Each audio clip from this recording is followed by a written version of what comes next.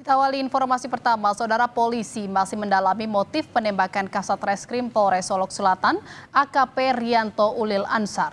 Sementara Kapolda Sumatera Barat menyatakan sebelum ditembak, AKP Rianto gencar melakukan penegakan hukum terhadap tambang ilegal di wilayah Solok Selatan. Kasat Reskrim Polres Solok Selatan, AKP Rianto Ulil Ansar, Jumat dini hari, tewas ditembak Kabak Ops Polres Solok Selatan, AKP Dadang Iskandar. Usai menembak rekannya, AKP Dadang Iskandar langsung menyerahkan diri dan kini diperiksa di Polda Sumatera Barat. Soal dugaan adanya backing tambang ilegal dalam kasus ini, Kapolda Sumatera Barat, Irjen Suharyono menyatakan dugaan tersebut masih prematur. Namun Kapolda membenarkan AKP Rianto tengah melakukan penegakan hukum khususnya terkait tambang ilegal di Solok Selatan. Yang dilakukan oleh jajaran Reserse Kriminal Polres Solok Selatan yang dipimpin oleh AKP Ulil yang bersama-sama anggota sudah beberapa kali menindak secara tegas pelaku kejahatan jenis ini. Kita belum mengatakan mana yang backing, mana yang tidak, itu masih terlalu prematur. Karena ini Kapolri Jenderal Listio Sigit Prabowo meminta motif kasus penembakan anggota Polres Solok Selatan diusut tuntas. Kapolri juga menegaskan tidak ada konflik internal dalam kasus ini. Dari institusi agar ditindak tegas, apakah itu proses etik maupun pidananya. Apalagi kalau kemudian motifnya kemudian ternyata dilakukan terhadap hal-hal yang selama ini kita anggap mencederai institusi. Saya minta siapapun, apapun pangkatnya, tindak tegas, nggak usah ragu-ragu. Komisi 3 DPR meminta aparat penegak hukum mengusut tuntas kasus penembakan ini, termasuk kasus yang melatar belakangi penembakan AKP Rianto. Kami meminta peristiwa ini diusut secara tuntas, baik kasus penembakan hingga tewasnya, ya, maupun kasus yang melatar belakangi terjadinya pertikaian ini.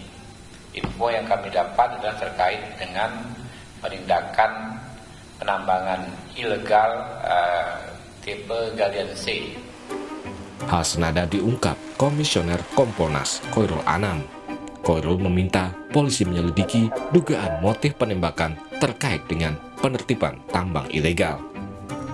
kami berharap ya kepada Polda tidak hanya berhenti di kasus penembakannya, tapi apa dibalik itu semua, termasuk kalau ada aktor-aktor lain ya dibalik peristiwa ini yang terkait galian C tersebut, itu juga harus diusut tuntas gitu. Jenazah AKP Rianto Ulil telah tiba di kampung halamannya di Makassar, Sulawesi Selatan. Pihak keluarga berharap kasus penembakan ini segera diungkap dan pelaku dihukum secara adil. Harapan keluarga yang harus adil dan semoga tidak ada yang beginian. Dan pelaku dihukum setimpal. Iya, pelaku yang begitu dihukum ya. Karena Rian ini memang baik. Kapolda saya bilang ini Rian ini orang berprestasi. Dia bilang buktinya dia berani mengungkapkan. Dan itulah cirinya dia memang orang lahir di sini ya, berani itu. Berani, nah lambu lurus dia. AKP Rianto Ulil Ansar merupakan lulusan Akademi Kepolisian tahun 2012.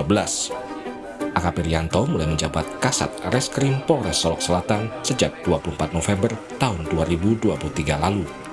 Jenazah AKP Rianto akan dikebumikan di Taman Makam Pahlawan, Panekang, Kota Makassar pada hari Minggu. Tim Liputan, Kompas TV.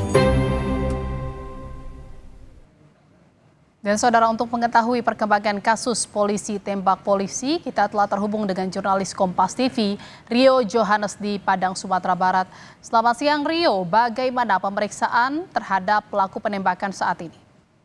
Ya, Jihan dan saudara, terkait perkembangan pemeriksaan terhadap tersangka penembakan terhadap AKP Ulil, ini memang sejauh ini masih seperti kemarin hasilnya, belum ada perkembangan, tapi siang ini dijadwalkan Kapolda Sumbar akan mengupdate informasi terkait perkembangan ini.